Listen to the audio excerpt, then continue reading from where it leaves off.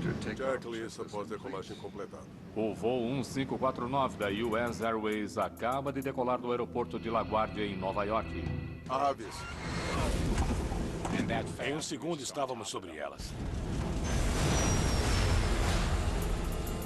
Meu comando. Seu comando.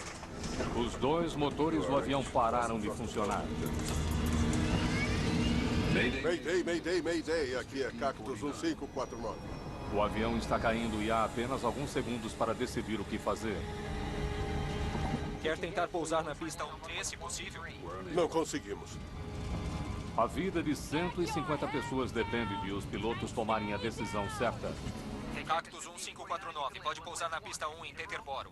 Não conseguimos. Com uma opção ruim à direita e uma ainda pior à esquerda, a tripulação decide colocar seu Airbus na pista logo à sua frente. Vamos estar no Hudson.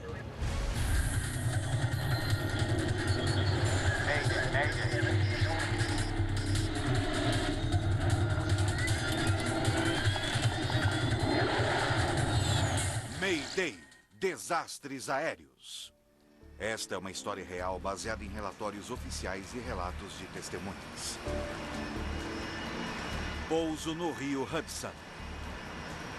15 de janeiro de 2009. Aeroporto de LaGuardia, Nova York, meio da tarde. Por favor, ouçam com atenção. O voo 1549 da US Airways parte em um voo curto entre Nova York e Charlotte, Carolina do Norte. Pelo menos vai estar mais quente em Charlotte. Seus assentos funcionam como dispositivo de flutuação. Hoje no cockpit estão o comandante Chesley Sullenberger, de 57 anos, Prontos para partir. e o copiloto Jeffrey Skiles, de 49. Estávamos atrasados porque o tempo tinha estado ruim, mas naquele momento o tempo tinha melhorado. Podemos decolar e havia apenas formações de cúmulos. 28, freios liberados. 28 para Cactus 1549. 150 passageiros estão a bordo do Airbus A320 de fabricação europeia. O empresário Clay Presley está a caminho de casa em Charlotte. Cheguei ao aeroporto de LaGuardia e fazia muito frio. Havia nevado um pouco naquele dia e uma tempestade se aproximava. Por isso queríamos fazer aquele voo e não nos atrasarmos. A tripulação voara uma hora mais cedo, saindo de Charlotte com Sullenberger no comando. Seus freios, seu comando. O copiloto Skiles irá pilotar o avião de volta para Charlotte. Meu comando. Trata-se de uma divisão usual das funções de pilotagem. Cactus 1549, pista 4 liberada para decolagem. Cactus 1549, pronto para decolagem. Essa viagem marca o final de uma sequência de 4 dias de voos para os dois homens. Seguimos os procedimentos padrão. Foi uma decolagem normal, com os procedimentos usuais de decolagem. Não havia absolutamente nada que indicasse que aquela seria uma decolagem diferente de qualquer outra que eu tivesse feito. Mas, ao final do dia, eles serão a tripulação mais famosa do planeta. Recolher trem de pouso, por favor. Pronto. Patrick Harpen é um dos controladores de tráfego que está cuidando da movimentação de hoje em LaGuardia. Ele tem um dos trabalhos mais estressantes do mundo. Quando me sento em frente a um radar, sou responsável por cada uma das pessoas em cada um dos aviões sob meu controle. E eu levo essa responsabilidade muito a sério. Cactus 1549, decolando de Nova York, contato de radar, subir e manter 15 mil. O voo irá partir para o nordeste de LaGuardia e em seguida iniciará uma lenta virada em direção ao sul, rumo a Charlotte. Acho que eu estava com 3 ou 4 aviões na minha frequência na ocasião, e aquela foi uma decolagem normal. Apenas mais um voo com o qual eu lidava 1 milhão de vezes.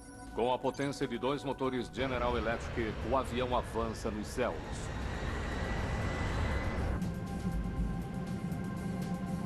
Cactus 1549, 700, subindo 5.000. Bela vista do Hudson hoje. Checklist após decolagem completada. O voo 1549 está viajando a quase 400 km por hora e está no ar há apenas 1 minuto e meio. Eu vi alguma coisa com o canto do olho. Um pouco à nossa direita e à frente havia uma fileira de aves. Aves. E elas estavam bastante perto demais para manobrarmos. Uau! De repente, já estávamos sobre elas. Você conseguia sentir a potência do avião avançando. E então, de repente, houve uma explosão gigantesca. Era como se tivéssemos parado no ar e dado de cara com um muro de tijolos. E então, de repente, alguém disse: o motor esquerdo está em chamas. Antes que pudéssemos avaliar a situação, Temos um motor. Os dois motores parando. os dois motores entraram em potência mínima. Partida. Apenas 13 segundos depois de iniciado o problema, Sullenberger assume o controle do avião. Meu comando. Seu comando. Verifique o QRH. Perda de potência nos dois motores. O QRH, ou Manual de Referência Rápida, é um guia passo a passo para lidar com emergências. Mayday, Mayday, Mayday. Aqui é Cactus 1549. Atingimos pássaros, perdemos força. Duas turbinas voltando para o LaGuardia. Quando um piloto diz Mayday ou declara uma emergência, você passa de um estado de atenção para um estado de hiperatenção. Você simplesmente se concentra na situação de emergência e tenta chegar a uma solução para o problema. Precisa voltar ao LaGuardia. Vire à esquerda na direção 220. 220. De repente, sentimos um cheiro vindo da cabine. Alguma coisa está queimando. Se houver combustível, seletor de motor para a partida. Naquele momento, eu só pensava que teríamos de dar partida em um motor novamente. Manetes confirmando. Idle. O procedimento é reiniciar o motor e o tempo todo eu acreditei que conseguiríamos. Velocidade de referência, 300 nós. Não estamos lá. Não, Cactus 1549. Se possível, pousar na pista 13. não conseguimos. As conversas com o capitão Sullenberger foram muito curtas e diretas, muito apropriadas para a situação de emergência. Há muita coisa acontecendo, não havia muito tempo. Quando o comandante Sullenberger disse apenas "não conseguimos", eu não me preocupei. Ele estava ocupado pilotando o avião e eu entendi. Meu trabalho era buscar outra opção. Muito bem, Cactus 1549. Tráfego na pista 31. Será impossível. Harten ainda quer que o jato volte à LaGuardia, mas o voo 1549 está agora a apenas 1.400 pés acima do solo. Cactus 1549, a pista 4 está liberada, virar à esquerda. Pista 4. Não sei se conseguiremos chegar a uma pista. O que temos à direita? Alguma coisa em Nova Jersey, Teterboro? Sim, à direita ao aeroporto de Teterboro. Quer tentar Teterboro? Teterboro é um pequeno aeroporto ao lado de Nova Jersey, no rio Hudson, mas ele fica a vários quilômetros de distância e sem seus motores o voo 1549 está caindo rapidamente. Quer tentar Teterboro? Sim. Quando o controlador de tráfego mencionou o Teterboro, eu olhei para lá e fiquei parado, um tanto preocupado com o fato de que íamos tentar chegar lá. Achei que não conseguiríamos. Estávamos ali sentados em silêncio. As pessoas esperavam ansiosamente por informações e queriam ter certeza de que as coisas iam ficar bem. E então ouvimos ao microfone. Aqui é o comandante. Esperávamos que ele dissesse: está tudo sob controle, vamos ficar bem, vamos voltar e aterrissar. Isso é o que se esperava ouvir. Preparem-se para o impacto. Preparem-se para o impacto. Então, de repente, me dei conta de que ele estivesse dizendo que íamos cair. Coloquem a cabeça para baixo. Eu não tinha ideia de como me preparar para impacto. Todos olhavam para os lados. Como assim, preparem-se para impacto? Como se faz isso? Vá em frente, tente o número 1. Outra vez? Certo, outra vez. Outra vez. Enquanto a tripulação luta para pilotar o avião avariado, Patrick Harten continua tentando encontrar um aeroporto. Tinha trabalhado no aeroporto de Teterboro por cerca de 3 anos. Estava bastante familiarizado com o local. Cactus 1549. Pousar na pista 1 em Teterboro. Não conseguimos. Qual pista gostariam em Teterboro? Vamos estar no Hudson. Desculpe, repita, Cactus. Eu ouvi, mas no fundo eu não queria compreender o que ele dizia. Vamos estar no Hudson. Aquela era uma sentença de morte para ele. Eu não queria aceitar o fato de que estava tudo acabado e que não havia outra alternativa. Acho que não vamos voltar à LaGuardia. Eu mandei um e-mail para minha esposa e disse apenas "eu te amo" e mais nada, porque eu realmente não queria preocupá-la. Certo. Vamos lá. Estender flaps. E E eu pensei, ótimo, o rio Hudson era a nossa melhor chance. Era realmente a única coisa vista onde poderíamos pousar o avião. Os passageiros em todo o avião veem o Hudson se aproximar e começam a se preparar. E então eu comecei a pensar que se íamos cair, eu tinha de descobrir onde eram as saídas. Se a água entrasse no avião, você precisava conseguir prender a respiração por tempo suficiente para percorrer aquelas 4 ou 5 fileiras e começar a abrir as portas, se conseguisse.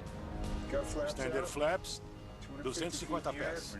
Não íamos conseguir dar partida no motor, por isso comecei a lhe dizer a velocidade e a altitude. 170 nós, para dar a ele uma ideia do que estava acontecendo. 2 flaps. Você quer mais? Não. Vamos ficar com os 2.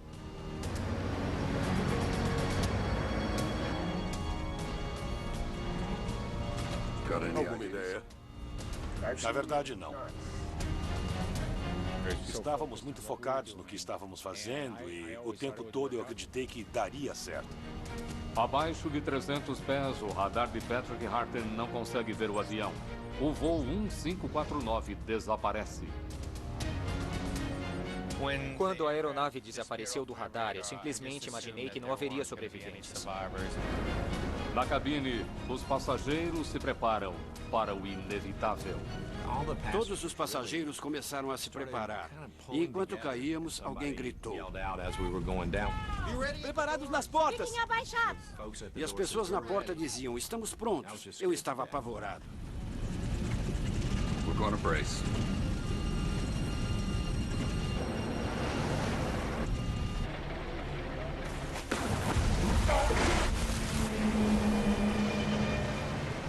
Parecia que o avião ia direto para o fundo do rio Hudson. Tudo que viemos era água vindo sobre o para-brisa. Foi como um tornado.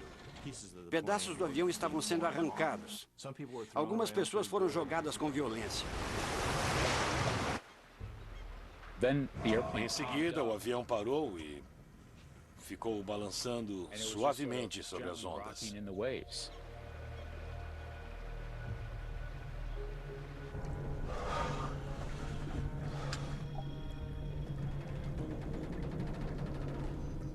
Ficamos todos ali sentados, estávamos todos em choque, esperando o que aconteceria em seguida. O voo 1549 da US Airways ficou no ar por apenas 5 minutos e 8 segundos. Depois de um pouso notável, os passageiros e a tripulação agora enfrentam um novo perigo. A água entrando no avião. A água gelada do rio Hudson está entrando na cabine.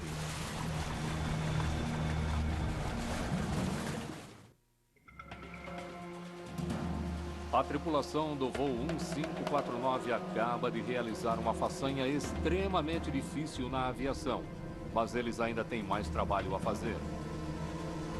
Sullenberger vai para a cabine, enquanto o copiloto Skiles desliga o avião. Fiquei para trás e fiz o checklist de evacuação. E devo ter levado uns 45 segundos até entrar na cabine de passageiros depois de pousarmos. Em poucos minutos, o avião de 75 milhões de dólares se torna um barco improvável boiando no rio Hudson. E agora ele está se enchendo de água gelada. A água estava fria. Estava muito fria e por isso nossos pés estavam congelando. As pessoas se conscientizaram da situação e gritavam, abram as portas, as portas! No controle de tráfego aéreo, Patrick Harten não tem ideia de que o avião conseguiu descer em segurança. Eu achava que ninguém conseguiria sobreviver a um pouso como aquele. Aquilo mexeu comigo e eu, obviamente, estava sem condições de continuar trabalhando. Harten vai até seu sindicato. Apesar de seu sofrimento, o protocolo exige que ele relate sua versão dos acontecimentos. Eu realmente não queria conversar com ninguém. Tudo o que eu queria era me enfiar em um buraco. Eu precisava falar com a minha esposa sobre o que tinha acontecido, mas eu sabia que não conseguiria falar porque eu estava em um estado de muita fragilidade e eu não queria perder meu controle. Por isso enviei uma mensagem de texto. Disse a ela que tinha havido um acidente e que eu não estava bem e que não conseguiria falar no momento. Os passageiros próximos às saídas abrem as portas rapidamente, enquanto Sullenberger e a tripulação começam a ajudar na evacuação. Eu levantei rapidamente, comecei a ir em direção à porta de emergência e saí por cima da asa. E então comecei a perceber que as pessoas ao meu redor estavam com os dispositivos de flutuação. Eles tinham levado seus assentos ou estavam com o colete salva-vidas que haviam pegado. Eu não tinha nada. Skiles volta para ajudar a tripulação na cabine a evacuar os passageiros do avião que começa a afundar. Ele sabe que não há muito tempo e uma das comissárias está ferida. Voltei até o meio da cabine. Sully, eu e 2 jovens começamos a pegar almofadas de assento e os coletes salva-vidas que ficam debaixo dos assentos e os fomos passando para os demais. Eu olhava ao redor tentando avaliar a situação. Será que o avião vai explodir? O que vai acontecer agora? Umas 6 ou 8 pessoas que tinham sido jogadas na água estavam tremendo de frio e começamos a puxá-las de volta para cima da asa. Na parte de trás do avião, a água continua a entrar. Os passageiros são orientados a ir para frente para saírem. Por cima dos assentos, se for preciso. Esse barco difícil de manejar não vai flutuar por muito mais tempo. Estávamos com água praticamente até os joelhos e estava simplesmente de congelar. Cada parte do seu corpo que estava na água doía até os ossos. Vão para frente! Há alguém aqui? Estávamos confiantes em que não havia mais ninguém dentro do avião, mas não sabíamos o que estava acontecendo sobre as asas. Skiles e Sullenberger são os últimos a sair do avião.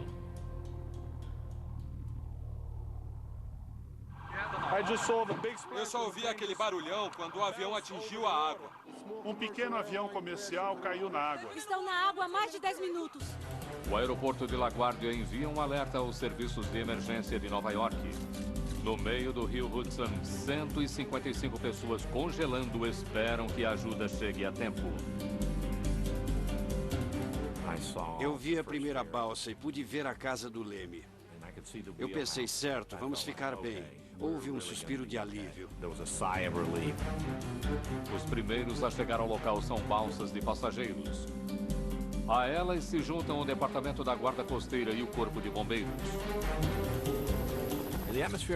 A atmosfera na balsa ainda era de preocupação, pois naquele momento não sabíamos se todos os passageiros tinham saído do avião.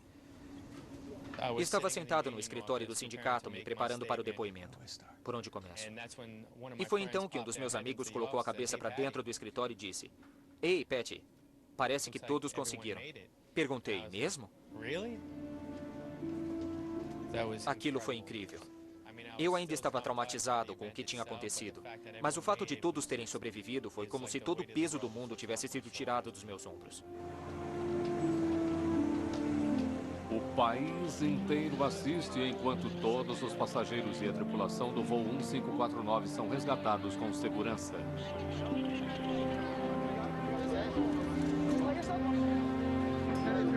Tá frio! Vocês estão bem? Sim!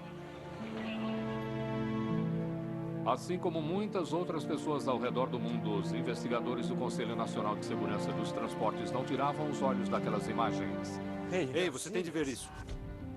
Soubemos sobre o acidente antes do início das investigações.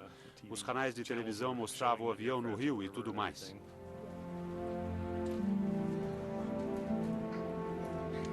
Todos concordam que o pouso foi extraordinário. Acho que foi um milagre. Me sinto abençoado por ter sobrevivido. Estendi a mão para o comandante Sully e disse: "Só quero que saiba que o senhor salvou a minha vida e a vida de todos aqui." Na minha cabeça, todos nós morreríamos. E estamos todos vivos. É um milagre. À noite, o avião está quase completamente debaixo d'água. A corrente o está empurrando para a beira do rio. A aeronave foi amarrada no cais e descemos para dar uma olhada e ver o que tínhamos pela frente. Mas, claro, não se consegue fazer muita coisa durante a noite. O investigador do NTSB, Harold Heischel, chega ao local. Certamente a água estava escura. Vimos apenas a cauda e a maior parte da fuselagem. E uma das asas estava debaixo d'água. Sabíamos que seria bastante difícil tirar o avião da água e então levá-lo para um lugar onde pudéssemos examinar seus componentes de uma forma mais controlada. Para os pesquisadores, essa é uma situação incomum. Normalmente, sua principal tarefa é descobrir a causa de um acidente. Com o voo 1549, a causa parece evidente. Aves. O pedido de socorro foi claro. Mayday, Mayday, Mayday. Cactus 1549. Atingimos pássaros, sem força nas turbinas, voltando laguardia. Precisam voltar. A tripulação disse ter batido em vários pássaros logo depois da decolagem. Acho que todos perceberam o choque com as aves. O que as pessoas não sabiam era que tipo de ave tinha levado o avião a cair. Se poderia ter sido uma combinação de uma colisão com aves e mais alguma coisa, ou se a tripulação tinha agido e pilotado o avião como seria de se esperar. Meu comando. Seu comando. Verifique o que é RH. O piloto da US Airways fez um pouso de emergência incrivelmente hábil no rio Hudson. Os investigadores querem entrevistar os dois pilotos, mas sua fama repentina torna difícil encontrá-los.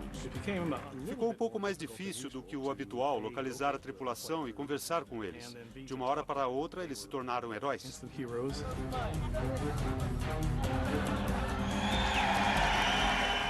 Nada na vida pode prepará-lo para um frenesi da mídia em uma situação como essa. E não é só o fato de os pilotos terem se tornado celebridades da noite para o dia que é um obstáculo para investigadores como Catherine Wilson. Uma das coisas mais desafiadoras neste caso foi que ninguém queria manchar o nome de Sully. Ele era um herói. Neste caso, nós iríamos verificar o que ele tinha feito e descobrir se ele tinha feito a coisa certa ou não.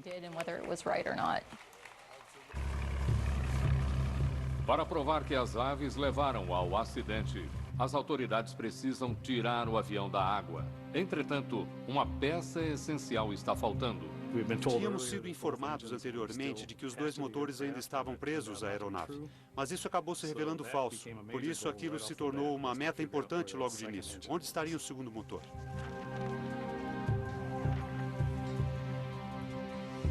Não sabíamos exatamente onde ele estava. Vamos nos concentrar nessa área. Mas tínhamos filmes da aeronave pousando e então podíamos comparar diferentes dados. Usamos um sonar de varredura lateral que nos deu uma imagem muito clara do fundo.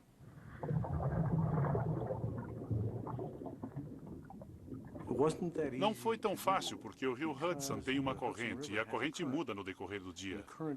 Por isso, levamos 3 dias para finalmente encontrar o motor. Em poucos dias, o motor e o restante do avião são levados para um armazém em Nova Jersey, para que os investigadores possam estudar os destroços mais detalhadamente. Certamente não poderíamos fazer isso às margens do rio Hudson. E você pode imaginar como foi interessante levar um avião de mais de 45 metros ou 60 metros de comprimento por uma área realmente muito povoada, em Nova Jersey. Enquanto o avião está sendo transportado, os investigadores trabalham com os gravadores de voz e de dados do voo. Muito bem, vamos ouvir. Que estavam na parte mais danificada do avião, a cauda. O gravador de voz da cabine e o gravador de dados do voo estavam praticamente intactos. A aeronave havia sofrido danos consideráveis na extremidade traseira, mas os gravadores tinham sido resguardados. Tivemos muita sorte. Conseguimos fazer o download de todos os dados. Temos um motor. Os dois parando. As gravações lhes fornecem informações fundamentais sobre como a tripulação reagiu à situação de emergência. Neste caso, tanto o comandante Sullenberger quanto o copiloto Skiles agiram muito profissionalmente. Partida. Cada um tinha suas funções e responsabilidades e desempenharam suas funções durante todo o voo, se comunicando só quando necessário. Flaps. No voo 1549... Meu comando. Seu comando. A tripulação levou poucos segundos para assumir suas responsabilidades individuais. O fato de terem lidado tão bem com a situação de emergência deveu-se, em parte, ao fato de Jeffrey Skiles ter acabado de terminar seu treinamento em Airbus. Era a minha primeira viagem como piloto no Airbus A320 e eu tinha acabado de fazer o treinamento. O bom disso foi que ele sabia exatamente a que checklist recorrer. E foi exatamente isso que ele fez. Se houver combustível, seletor do motor para a partida.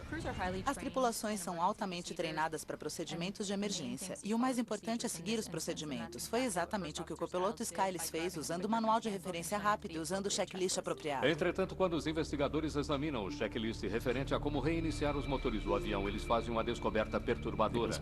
Ele se referia a uma situação a 20 mil pés, na qual uma tripulação teria tempo de sobra para checar detalhadamente uma lista de 3 páginas, ao final da qual havia o item Como pousar o avião na água. Era uma lista de 3 páginas. Eu realmente só verifiquei 1,5 páginas no tempo que tivemos. Velocidade de referência. A equipe passou muito tempo tentando reiniciar os motores, quando poderia ter se concentrado em preparar o avião para pousar na água. 300 nós. Não estamos lá. Não. No passado, listas excessivamente complicadas já foram responsáveis por acidentes aéreos fatais. Em 1998, houve um incêndio a bordo de um jato de passageiros da Swissair. O checklist à disposição da tripulação teria levado até meia hora. Meia hora de que eles não dispunham.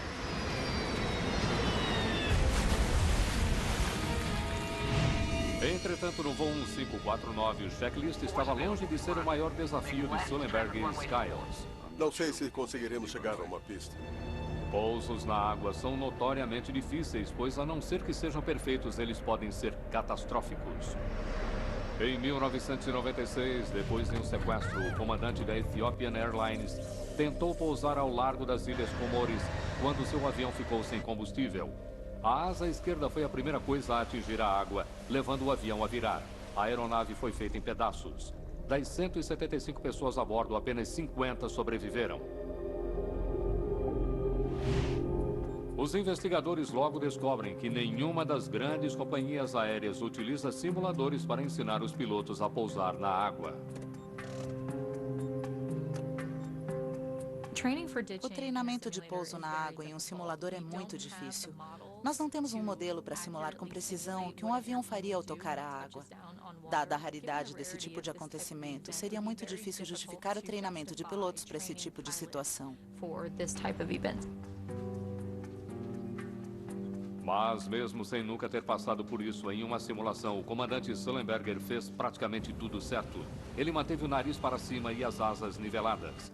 Ele deixou a cauda tocar a água primeiro, diminuindo a velocidade o suficiente para que o avião sobrevivesse ao impacto.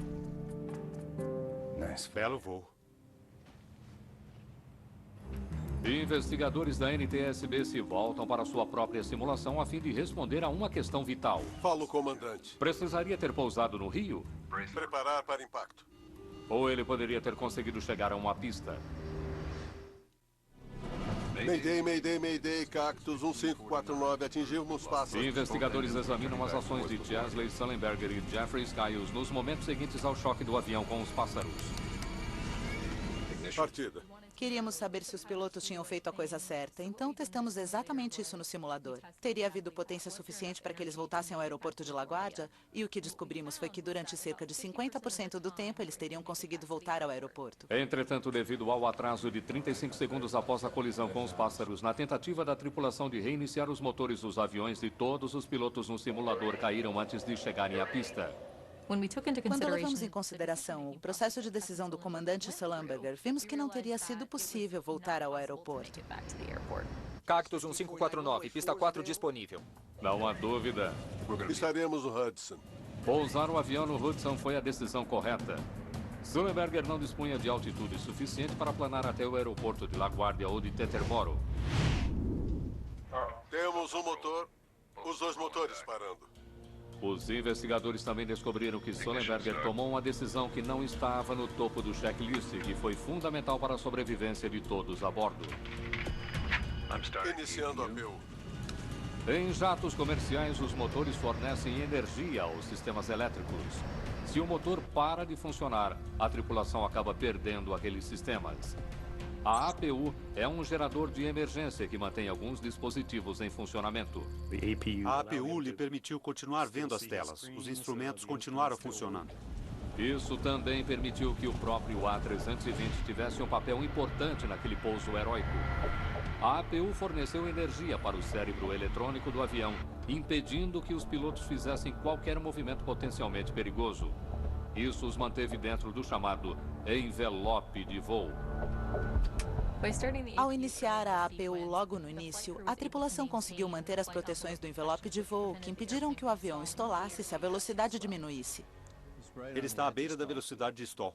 Os dados do voo mostram que Sullenberger estava indo a uma velocidade mais lenta do que a ideal. A velocidade durante a sequência do acidente estava cerca de 20 nós a menos do que deveria estar para aquele voo. Entretanto, o computador de voo do A320 é projetado para ajustar constantemente o pitch do avião e impedir que ele entre em stall. Sem dúvida, as consequências poderiam ter sido catastróficas se o avião tivesse estolado. Iniciando a APU. O raciocínio rápido de Sullenberger fez com que o complexo sistema de computador do avião continuasse funcionando. Isso lhe permitiu uma rede de segurança para que ele tivesse a melhor chance de fazer algo quase impossível. Estaremos no Hudson. Foi uma combinação de boa tripulação e um bom avião. Vamos lá. Estender flaps. O comandante teve a presença de espírito, por exemplo, pouco antes de estarem prestes a pousar alguns pés do solo, de se virar para o copiloto e perguntar: Alguma ideia? Na verdade, não. Ambos estavam entrosados até o final, e é isso que gostamos de ver. Habilidade, treinamento e o próprio projeto da aeronave cooperaram para salvar a vida de 155 pessoas. Mas os investigadores ainda querem saber como foi que os pássaros conseguiram danificar 2 motores a jato tão avançados e se é possível impedir que isso volte a acontecer. 8 dias depois do acidente, os investigadores finalmente conseguem examinar os motores detalhadamente. Richard Dober tem passado grande parte de sua carreira estudando colisões entre aves e aviões. Quando uma aeronave atinge um pássaro, geralmente não sobra muito da ave, principalmente se ela é sugada pelo motor. Os motores são analisados peça por peça na tentativa de se descobrir exatamente o que aconteceu a 3.000 pés acima de Nova York. Vamos olhar do lado de dentro. Usamos uma luz negra nas superfícies do motor. Proteínas de muitos tecidos tornam-se fluorescentes com a luz negra. Grande parte do tecido já não estava mais lá, mas muitas das proteínas permaneciam na superfície do motor. Veja só isso. No fundo do motor direito, os investigadores encontram um punhado de restos carbonizados. A maior parte dos restos era apenas de tecido muscular, fragmentos de ossos e penas minúsculas. Eu consegui encontrar cerca de 29 amostras em um motor e 14 no outro. Mas os motores não são a única parte do avião que foi danificada. Aves. A aeronave atingiu muitas aves. Encontramos evidências disso sobre as asas, nos flaps e na fuselagem do avião. Mas ainda assim, o avião consegue voar quando isso acontece. A ameaça representada por colisões com pássaros é bem conhecida. As colisões com aves são um problema muito maior do que o público imagina. Nos últimos 20 anos, cerca de 210 aviões foram destruídos devido a colisões com aves. Este Boeing 757 sugou um corvo quando decolava de Manchester, na Inglaterra, pousando em seguida com segurança. Só em 2008 houve 4 acidentes dramáticos. Um Boeing 747 teve um francelho sugado por um de seus motores. A tripulação abortou a decolagem e todos sobreviveram. O avião ficou destruído. Os 2 motores deste jato sugaram pelicanos e um deles acabou dentro do cockpit. Os reparos custaram $2 milhões. O motor de um MD-10 foi severamente danificado por uma frisada. O custo do reparo foi de $900 mil. E 5 pessoas morreram quando este Cessna se chocou contra pelo menos um pelicano. Desde 1988, mais de 200 pessoas morreram em acidentes envolvendo colisão com aves. E o problema pode se agravar, uma vez que há mais pássaros pelo ar hoje. Ao restringir o uso de agrotóxicos que eram perigosos para as aves como o DDT, houve um enorme aumento das populações de espécies de aves. Um aumento notável de gansos canadenses, aves da região não migratórias. E por todo o país, a população cresceu cerca de 1 milhão para cerca de 4 milhões.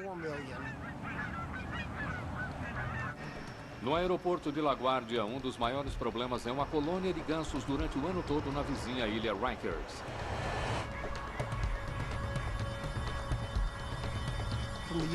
Entre os anos de 2002 a 2004, houve 8 colisões com gansos do Canadá no aeroporto de LaGuardia, envolvendo aves no aeroporto ou próximo dali. Uma dessas colisões quase levou um avião a cair. Nos últimos anos, funcionários do aeroporto têm apanhado centenas de gansos da ilha Rikers e os sacrificado. Trata-se de algo polêmico, mas deve ser eficaz.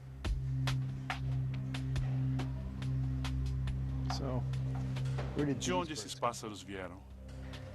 Se os gansos que atingiram o voo 1549 da US Airways são da região, eles podem ser controlados. Os investigadores precisam saber mais sobre eles. Os restos que encontramos eram tão pequenos que não conseguimos realmente dizer que tipo de ave era. Pedimos ajuda à Smithsonian Institution, que consegue apanhar pequenos pedaços de carne ou penas e ainda assim identificá-los. A esperança é que a análise de DNA desses restos não apenas confirme qual a espécie de aves, mas também ofereça pistas sobre de onde vieram. Enquanto esperam por respostas, os investigadores tentam responder como foi que algumas aves levaram um avião de 68 toneladas a cair.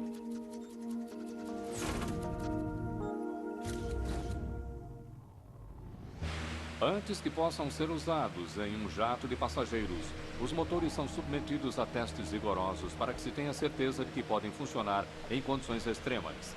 Os testes incluem a ingestão de carcaças de aves congeladas. Os motores turbofan da CFM do A320 passaram por estes testes e receberam sua certificação em 1996.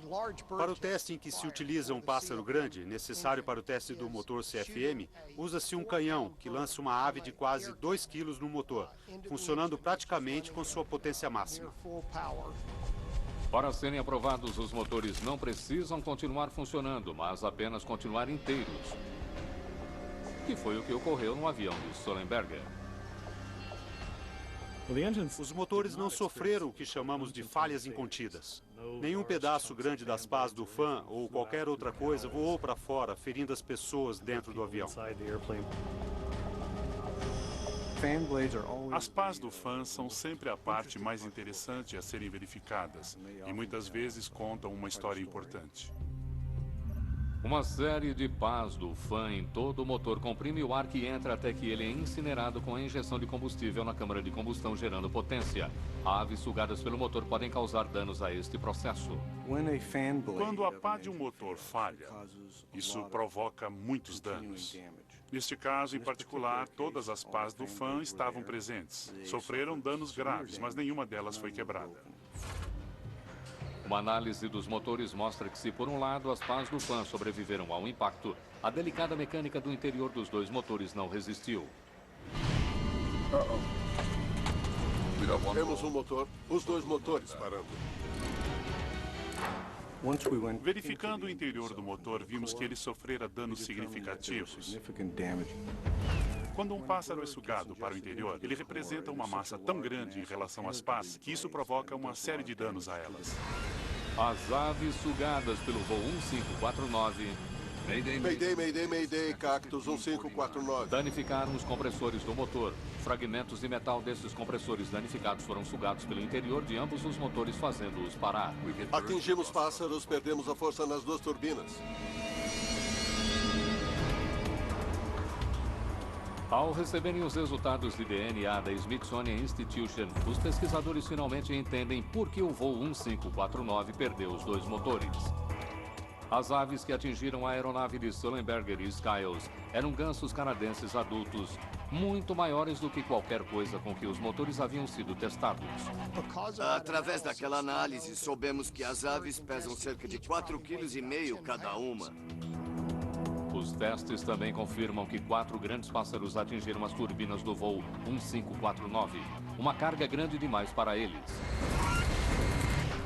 Aves raramente são sugadas para o interior do motor. Raramente o motor suga uma ave e em seguida para de funcionar completamente. Esse é um acontecimento muito raro. Partida. O que torna esse acontecimento ainda mais raro é que os 2 motores sugaram aves e ambos pararam de funcionar. Estaremos no Hudson. O teste de DNA também demonstra que os gansos envolvidos neste acidente não eram os gansos da região com os quais o LaGuardia tentava lidar. Esses eram gansos que tinham estado no norte do Canadá durante o verão anterior. Eram gansos migratórios. A colisão entre os gansos em migração e o voo 1549 aconteceu a 7 quilômetros do aeroporto, o que significa que nenhum dos programas existentes para reduzir o número de aves teria evitado a colisão.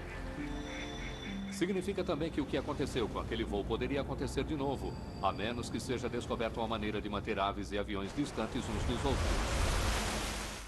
Romeo Whisky 21, perda de contato de radar, 20 sudeste DME, não vou conseguir captá-lo naquela altitude. Todos os anos, cerca de 2 milhões de aviões sobrevoam o espaço aéreo de Nova York. A maioria das pessoas não dá importância aos problemas que as aves podem causar às aeronaves. Elas não percebem como um ser tão pequeno e aparentemente insignificante em relação ao tamanho de uma aeronave pode causar esse tipo de problema catastrófico.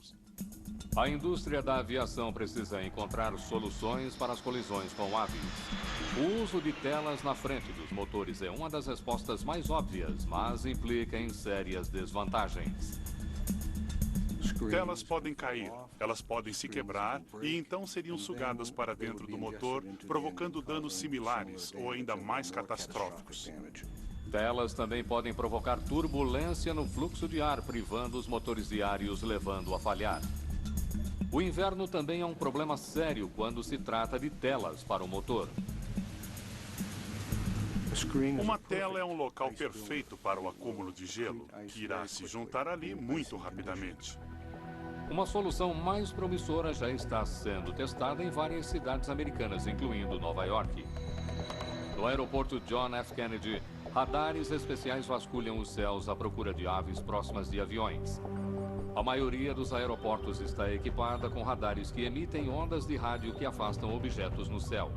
Normalmente, apenas objetos grandes são vistos e a maior parte destas informações não é repassada para os controladores de tráfego aéreo. O fato é que seus campos de operação ficariam abarrotados de coisas. Os altos mastros dos navios, por exemplo, apareceriam em seu radar como alvos baixos.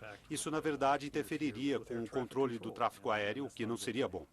Mas hoje, radares milimetricamente calibrados estão sendo testados no aeroporto JFK. E eles conseguem distinguir itens do tamanho de beija-flores. Se quaisquer aves forem detectadas nas rotas de voo, tripulações poderão ser alertadas. Adoraria ver a tecnologia de radar relativa às aves. A questão principal seria como incorporar isso sem aumentar a carga de trabalho de um controlador já estressado.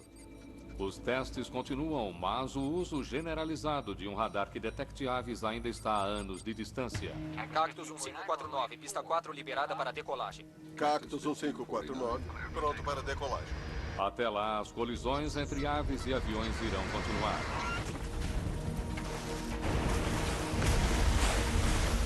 O que o desfecho feliz do acidente com o voo 1549 mostrou é que hoje a melhor defesa contra essa ameaça é uma boa tripulação na cabine de comando. Havia uma tripulação muito experiente, com uma formação muito boa. Meu comando. Seu comando. Verifique o que é regar. Toda a formação que você teve, todos os anos que você pilotou, tudo isso está com você quando você precisa. Meu comando. Seu comando. Sully e eu trabalhamos muito bem juntos naquela situação. Eu sabia o que ele estava pensando e ele sabia o que eu estava pensando. Nós dois realizamos nossas funções individuais, mas estávamos cientes da situação como um todo. Precisa voltar ao LaGuardia. Vire à esquerda, direção 220. 220. Esse acontecimento, sem dúvida, coloca as coisas em perspectiva para você como controlador. Uma coisa que eu mais aprecio no trabalho em equipe é como, ao trabalhar em conjunto, você faz o que tem que ser feito. À direita, ao aeroporto de Teterboro. Quer tentar Teterboro? Estaremos no Hudson. O pouso no rio Hudson envolveu treinamento e habilidade e também um pouco de sorte. O dia estava muito claro. As condições do rio eram perfeitas. Portanto, houve uma série de situações muito felizes que auxiliaram a tripulação na realização de um pouso bem-sucedido no rio. No Conselho de Segurança não é comum lidarmos com milagres, mas neste caso houve um conjunto de várias coisas, a hora certa e o lugar certo. E por isso muitos de nós pensamos, bom, talvez tenhamos um milagre aqui. Bela visão do Hudson hoje. Versão Marshmallow São Paulo.